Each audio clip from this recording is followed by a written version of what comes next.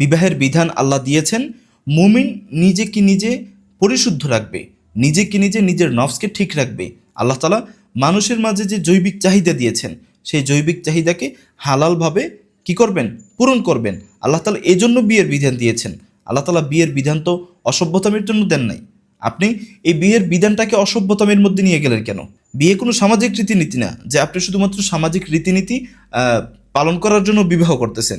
বিবাহ হলো আল্লাহর ইবাদত। কখনো স্থানকাল পাত্রভেদে কখনো এটা ফরজ হয়, কখনো সুন্নত হয়, কখনো মুস্তাহাব হয়। তাহলে এটা ইবাদত।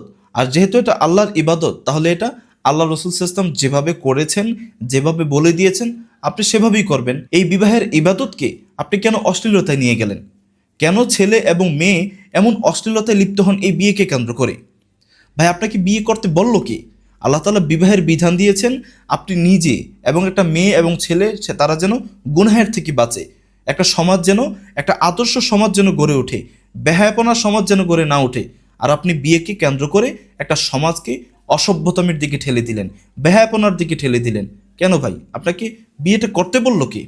তাই আমি অনুরোধ করব, যদি পারেন আল্লাহ রসুল সাল্লাল্লাহু আলাইহি ওয়াসাল্লামের সুন্নাহ তরিকায় বিয়ে করুন। আর যদি না পারেন তাহলে আপনার বিয়ে করার দরকার নেই। আপনি যেভাবে গুনাহের মধ্যে আছেন, গুনাহের মধ্যে থাকেন।